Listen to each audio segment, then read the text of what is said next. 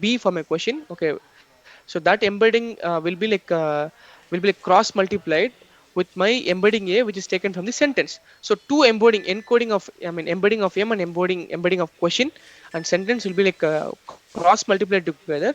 And finally, I'm going to create a softmax activation function to it with some weight onto it, so that the output of the softmax will be again multiplied with the embedding C, which is actually sentence. So why am I doing two kind of cross product is like the first embedding A, which is going to like act upon with embedding B.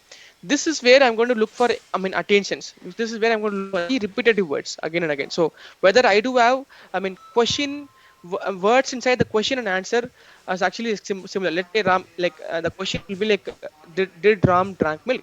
The sentence will be like Ram drank milk. So obviously there are multiple words which is actually present in the question and the sentence. So obviously we are going to give huge weightage to that particular words which is inside the question and is actually like the same in the sentence also. So why we are using a separate multiplication here and we are activating it out. And finally from there I'm going to like again multiply with my actual sentence and I'm going to submit it out. And finally this question and this summated weight will be like will be like summated again to get the final answer, yes or no. Likewise, the same architecture is going to repeat for 3 times here. Okay, it's going to repeat for 3 times again and again and again to get an output, to get a predicted answer like this. Okay, so now actually I have implemented only this one iterative output. I didn't have a time. I didn't have the complexity, because the complexity for this itself is taking a huge time. So I decided to go for just one iteration. I didn't go for multiple iteration. But anyways, this is actually giving us a good output. For sure. So let me show you the implementation part. So the same will be implemented here. Okay, we could go a little real fast here. But let me make sure. The training uh, can be done. Yes, okay. So in this case I'm going to like load my dataset from my GitHub repository here. Okay, so I'm going to load the dataset here, and then inside which I have dataset for training and dataset for testing. So inside training I have sentence, question and answer. Like for testing data I'm going to have sentence data and sentence, question and answer. Okay, so even it's better to go for run it out in the first place. Let me go for so let me run it all together. And after, so let me explain it to you now. So here you can see I've just loaded the entire data set, testing data and the training data. The test data contained 10,000 samples. So the train data contained test 10,000 samples and the test data contained 1,000 samples. This is just one such sample. Okay, so here you can see sentence, question and the answer. So let me show it in a simpler way. So this is how the sentence will look like. Okay, Sandra went back to the hallway. Sandra moved to the office. The question will be like, is Sandra in the office? The answer should be yes. Right. So that is how the training should happen. So based on the question and the sentence, my model should learn to say yes or no from this data. Okay. So that's one thing. And we can also see the I will like adding the vocabulary set yes or no inside the vocabulary set, because that is my answer to it. Right? So I just add these two things together. And now this is my entire vocabulary set, guys. So only 38 with added a bias element, without adding up a Keras placeholder. I could say only 37 unique words are there inside the 10,000 data. So imagine precisely Facebook guys have worked on a precise data set with a lesser vocabulary set, because I don't want to create a huge vocabulary set for this, right? So vocabulary set is like very less, and that's going to help us a lot, definitely for training this data. So I'm going to combine every data together, like all data. I'm gonna like get the story length, maximum story length, and maximum question length for that, so that it will be useful for us useful for us to vectorize the data. Okay, you know the drill about vectorizing the data, right? So I'm gonna vectorize the data here. So let's say train question, train story, train question, and train answers. Three list will be there. I'm gonna append every story, question, and answer to it. And finally I'm going to like pad it. I'm going to sequentiate it out. I'm going to like pad it out. So xq will contain the story, x will contain the story, xq will contain the question, and y will contain the answer for it. And finally I'm going to return everything together. Okay, so finally I'm going to have i mean uh, i mean uh, uh, inputs to train, inputs train one thing, and then question train and answer train. That's it. And same as for test data also. So this is how the data will look like. Okay, so here I've decided to go for pre-padding. Okay, since I've not given anything here inside and I mean particularly, so padding will be taken pre, so then nothing you can see it here. Okay, so now I can see Nick, I have vectorized the data, and then I can straight away go for adding out the data. I mean creating my I mean architecture. So you can see in the architecture it is pretty similar to the example to the architecture we have shown here. So you can see I'm creating encoder M, encoder C, and question encoder, right? So I'm gonna like I mean multiply with the encoder M with the encoder. What is that? Sorry. I'm going to multiply with encode them with the question encoder. I'm going to activate the softmax, and I'm going to I mean again multiply it and concatenate with the response and the question encoder again, and finally I'm going to push it to the LSTM block to store the answers. I'm going to drop it at 50%. I'm going to like create my dense layer to say yes or no. For that also I'm going to use softmax as the activation function, and finally I'm going to like I mean, finish the model like this. Okay, so that's it, very simple. And finally I can call the model.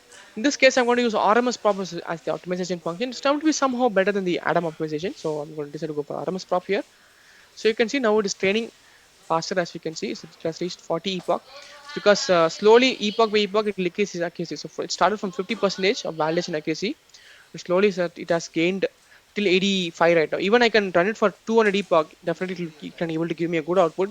But since the time is not there for with us, I decided to go for a lesser epoch of 60. So we have almost reached to the end point of this training, right? So 46 epoch is running. So you can see the accuracy for training is 87%. For testing is like 84. It's like pretty decent. I could say that it's really decent. I mean output which I'm getting it right now. So once I reach a 90% mark, definitely that is more than enough for me to, I mean, classify things decently. But anyways, if I can able to run it for more and more epochs, I can even get a better accurate model. So luckily, I just get 5 seconds for each and every training. Even though it has a very big step size, 16 milliseconds. Obviously, since the neural network size is little less, so why I mean it's like little faster than we can see right now. So that's why I mean I can able to train in 5 seconds for each and every epoch. But it's like slowly gaining its attention here, so it's like taking more time to increase the accuracy as we speak right now. Okay, I believe that we can't reach the 90 accuracy, 90% accuracy mark within 60 epoch. Maybe we should increase the epoch size, but anyways, I guess this is more than enough for us to get the answers out. So maybe once it is trained, we are going to like save the model here. Okay, I'm going to load the I mean save the weights, and I'm going to load it again because this is for future reference. Okay, so anyways, I can use this weights. I can load it anytime I want, and I can able to run it out. And I'm going to predict my questions. Okay, so input test and question test. I'm going to predict it out how accurate my model is. So you can see this is my question, this is my sentence, and this is my question, this is my answer. The question is like Mary got the milk there, John moved to the bedroom. Is John in the kitchen? So definitely the answer should be no. Let us see the answer for it. The answer should be no. Yes, it is also no. It has a great probability, like 99% is a probable. The answer should be no. It has made a good thing.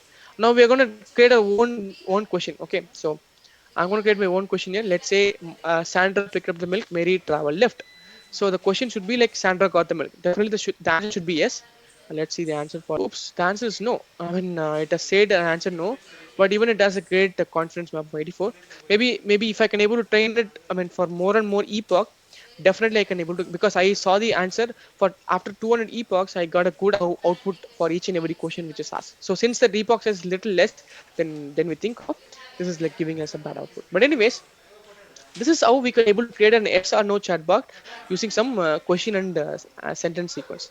So I mean I'm not going to like explain this I mean into detail right now because we have well lesser time. So this is all about I mean training your I mean neural network to create your own character. You can see after epoch by epoch I'm just printing out the output here. So here you can see the first epoch, this is the generated sentence. It's like pretty bad here. So now we are in this sixth epoch, right? Fifth epoch, you could see only a few words. Let's say her, how, only few words are being formed correctly, but not all the words are formulated correctly because it will take more time to train. Slowly it will reach a good point where it can able to formulate a good story. But now it is like everything is like gibberish, so it will take a long time to I mean train to a perfect model so that you can able to create a good story for us. Let me like show it to you in a simpler note. Okay, I mean let me show it to you in the presentation standpoint. Here you can see, I mean, this is how we are doing actually. So I have like 4 characters. Okay, the recurrent neural network will learn these 4 characters, and it will try to predict the actual fifth character. Okay, so I'm going to have a testing, I mean, training data for this. So all the data will be like loaded there. Using the data, it is going to predict out the fifth character for the same. So that's what we are actually doing it here. Actually, this particular program actually made by me like a little longer, little older program actually it is. So why I didn't use this TensorFlow, I mean based vectorization. So I used my own method to vectorize the data. So I've used a Sherlock Holmes book. Okay, so it's in the text file, form of a text file. I've just read that. Here you can see I'm just converting the unique characters into numbers. Okay, so that's what I'm doing here. So I also did the vice versa for it. Okay, so character to numbers and number to character also, to make sure it might be useful for some point. Okay, so this is where I vectorize the numbers, the word into characters, word into numbers. But also one thing which you want to note on is like it's for characters. It's not for it's not for words. It is for characters because we are going to like train character by character, not word by word. Okay, so the input training sequence is going to be 40. So the 41st data is going to be the predicted character. That's what I'm doing. So I'm going to like append the training sequence and training next sequence data, and with the entire sequences, and everything is pretty same here. So this is the generate new text function, where this will be executed after each and every epoch is done. Okay, so here you can see I'm going to iterate for 1,000 times. So this is going to be seed value. Using the seed value, I'm going to predict the 41st character. So the 41st character will be predicted, and that character will be loaded in the seed value itself. Okay, so it's not like, it's not going to load in the seed value. So it's going to load in a separate way, so that this character will be loaded again and again, up and again and again, to form the 1,000 character content. Okay, so here you can see I'm going to like predict here. I'm going to predict the value here. Okay, based on 40 characters, I'm going to get the 41st character. Yeah, I'm just going to do this thing because I just want to make sure that it doesn't go more than 1, because if we have a probability more than, then we might be getting a lot of problems. So I'm going to multiply with 0.99 so that the value will stay inside the 1. Okay, so and finally, I'm going to choose the maximum probability weight, okay, using multimodal operation, so that because we might have multiple probabilities of characters, right? So I'm going to look for the biggest probability of character. Using that, I'm going to go for the use that as a next character. So I'm going to store that next character into the next text. Okay, next text is empty here. This is where I'm just generating the text. Okay. So and finally, as epoch, after 1,000 iteration, this new character will be generated for 1,000 times. So the entire text will be like abundant. Okay, so that's what is happening here. And you can see I've used two LSTM blocks here, 128 block memory blocks and 128 other memory blocks in the next layer. And dropout is going to be 50%. Activation is going to be softmax, and everything is the same. And here I've actually added one important thing here, is like nothing but lambda callback. So lambda callback is like little useful because we can able to call a function after one epoch is finished. Okay, because let's say if I train for 60 epoch, I cannot see the output at all, right? But here you can see for each and every epoch end of each and every epoch, I could able to generate the text for the same, right? So that's the thing, which we want to keep in mind. Okay, so for each and every epoch end, I can able to generate the text. So you can see for the 7th epoch, the generated text is something like this, which is also pretty gibberish, but I could see some words are somehow getting formulated. Like 5-letter word is also like formulated, 4-letter word, 3-letter word, offerer. It's also somehow, like somehow like learning from the data again and again and again to formulate the right story for us. Okay, so this is all about text generation. So it's like many to many. I can say that because I have 40 words to consider. Using that 40 word, I'm just generating multiple words here. Okay, but anyways, it's like also technically called as many to one, because I'm just spreading just one word, one character out of 40 characters. So it's also many to one, output. So it is also similar to the text translation also. It's like somehow similar to the text translation, but here we are dealing just one character, where we'll be dealing with multiple characters. That's the only difference which you can see. But let it run. We'll go for the next program, the final program. I just rushed up a little. I know that. Since the time frame is little, less like to showcase all the things which I've done. Sorry for that. But obviously, you might have the recorded session with you. You can use that to learn it again. So, anyways, since the time is of the essence, I'm going to show you, what I've done here. So, I've just taken a molecular data, okay, a DNA data, which is actually pretty. Oops, okay, just like download. Okay, let me show the data. The data contains the DNA sequence, of like 100, close to 100 page patients. Okay, so this DNA sequence is all about I mean the promoter I mean there's a content known as promoter gene sequence. I'm not an expert in this kind of concepts, but the thing which I've learned is like this promoter sequence is like the sequence, or like the con structure like this. Like I mean, let's say the coronavirus is like this, and we have this like horn structure, right, from the coronavirus, right? So something like this. Inside a gene, okay, we have this locking mechanism, something like this. Okay, correct me if I'm wrong. Okay, so we have a locking mechanism in our DNA sequence. So once this RNA, I mean, goes here and locks here, okay, it's like a perfect key that locks to this particular protein blocks in our human body. Okay, once it gets locked, okay, the entire sequence, the entire the what is it, the life sequence of this RNA will be like replicated in this area, and a new coronavirus, a new virus will be generated. This is how the virus get expanded once it is entered into a body, and once it has the tendency to lock inside your body DNA. Okay, so we are going to find how many patients have affected by this RNA sequence, and how many patients have not, doesn't have this tendency to accept it. Okay, so we have two classes here. One is positive and negative. So positive patients is like the RNA is actually the promoter gene sequence is actually accepting this RNA sequence. It's like prone to accept sequence. And the negative conditions is like this promoter gene sequence is like much more good, because it has much different antibodies that can able to somehow not accept multiple RNA to transfer its own life material to the block. So something like that. I guess it just gave you an idea like what it is all about.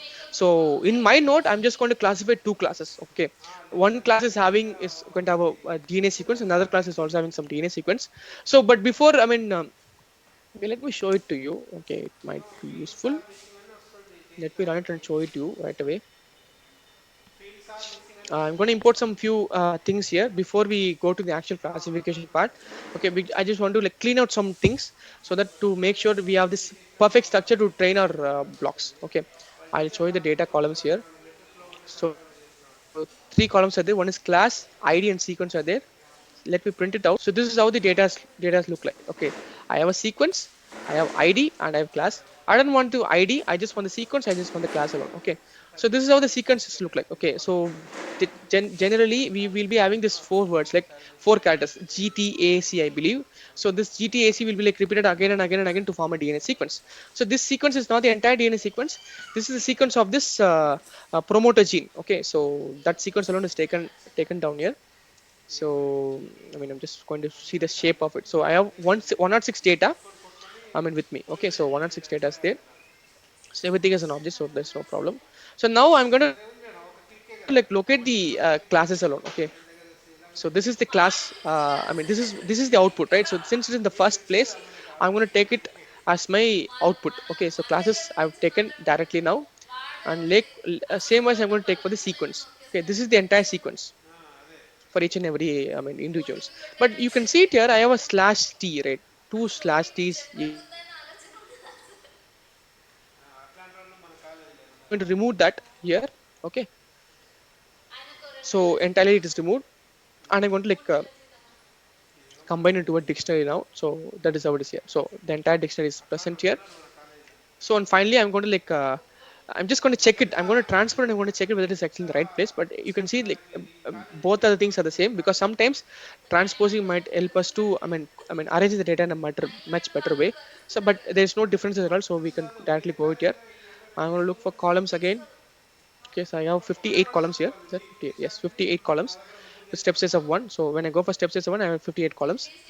And I'm going to rename the 57th column. Okay, because it's our 50. Okay, I'm going to rename this 57th column to be class, the name to be class. Okay, uh, and then let me show the end again. So the 0th column till 57th column is going to be class. So let me show it you again. So this is the sequence. This final value is the class output. Okay, so now I'm going to go for one hard encoding, because you know about one hard encoding, right? So I've done the one card encoding. I've also made the numbers into, let's say something like a numerical standpoint. Okay, that is done. and I'm going to, change this class plus and minus to 1 and 0. Okay, rather having this plus and minus that might negatively influence my learning. So I'm just going to go for class plus and class minus. Okay, so actually it will be available here somewhere, it's not shown here, but anyways plus and minus will be there. Okay, so that 1 and 0 can be utilized right from there. Okay, so now, in this case, I'm not going to use any RNN. Okay, so I'm not going to use any RNN because I found, a normal, handcrafted feature extracted based classification is working much better than the normal neural network. So, because why I decided to go for this way is like the dataset size is very, very less. Okay, since the dataset size is very, very less, if I go for a neural network, then definitely I might end up with a lesser accuracy. So I just want to have a very big data set, at least a decent of 10,000 or 20,000 data set to for my model to learn something out of this. So why I decided to go for a normal classic approach, where you can see I have imported multiple types of classification: k-nearest neighbor, decision tree, SVM, naive Bayes, your Gaussian naive Bayes, different Gaussian naive Bayes, different kernels, and then multi-layer perceptron classifier, yes, random forest, add a boost. These many classifiers I'm going to import. Okay, I'm going to import everything all together now. So I'm going to like look for, I'm going to like, okay, obviously I'm going to like split the data into testing and training, even though I have only 100 data with me. But anyways, I just want to split the data into testing and training to see which is actually giving me the best output. Okay, so I'm going to split the data into testing and training. So I'm going to like make it in the sequence: k-nearest neighbor, Gaussian process, decision tree, random forest, neural net, AdaBoost, naive and support vector machines. I get even more. A support vector mesh with radial based search and support vector mesh with a sigmoid based linear sigmoid based kernel. Okay, so I'm gonna like include all these algorithms at one shot with all the hyperparameters tuning. Okay, so I have decided to go for all the hyperparameters tuning just like this, and finally I'm going to run everything. Okay, but in this case I'm going to do this k-fold validation. I believe that you know about k-fold validation, I believe, right? So we split the data into 10 equal halves, and we like randomly split 10 equal halves, and one half will be used for training. Sorry, one half is we use one part will be used for testing. The remaining 9 halves will be used for training. Okay, so after one iteration, it will change the portions. Like the next some other half will be used for testing, and other 9 halves will be used for training, something like that. So okay, so everything is done, and I'm going to print all the accuracies here. Okay, so I'm going to look for all the accuracies here. Let's see the accuracy for each and every model. So I got 82% for k-nearest neighbor. For Gaussian, I got 87. Decision is 75. 57 for random forest is quite shocking to me. So neural network has got 86, pretty good. AdaBoost is 92. That's really good to see. So I could say that AdaBoost is like is the good output which I've got here, na? So and also I've got Sigma SVM with Sigma also to be 9, but a close competition. So now I'm going to evaluate. Everything with the help of precision and recall. Let's see the evaluation for this as so. I could see because this is where we can able to find the actual output rather getting the accuracy chart. It's always better to go for precision recall F1 score accuracy so that it will be very useful. So KNS stable 77%, which is bad. Gaussian 88, decision tree 73, random forest 55, neural network 92, AdaBoost 85, quite shocking. And then Gaussian naive is 92. Support vector machine with linear kernel is getting 96%. RBF is 92, Sigma is 92. So I can say that support vector machine with linear kernel has the better accuracy. So I got 96% accuracy for this classification of DNA sequences. I forgot the name of the DNA sequence. Promote promoter gene sequence. Yes, promoter gene sequence classification. I could able to say that. Using this ideology, I could say that. Even by understanding how many people are affected with corona, and how many have not affected. Like asymptomatic affection, right? So we could see this. Their gene sequences to see like whether it is being accepted by this virus or not. So in this way you can able to classify things. So one thing which you want to keep in mind is like, even though you are not an expert, even though I'm not an expert in this data, in this kind of data, I just want to make a way to convert this data into numbers, and that too it should be like unique. Okay, so all the numbers should be somehow normalized altogether, and it should be uniquely for different classes. Once I can able to get those numbers in hand, I can go for any kind of classification technique to get some output just like that. So that's the end statement which I want to give to you. So it's all about the numbers which you get. Once the feature extraction is done perfectly, then everything can be made out much easily. Okay, so that's the thing which you want to keep in mind. So I guess okay, let us go for this area. Okay, 14th epoch is there. Okay, still now it is not giving us a good output, but few words are like formed very quickly right now, very better right now, but better than the previous iterations. So it takes more time to train. Even I can surprisingly I can even go for 500 epochs to train a better output because it gets better and better at, I mean, multiple epochs. But anyways, this is pretty much from my end. Any other doubts or clarification which has to be made? I know it just went a little faster.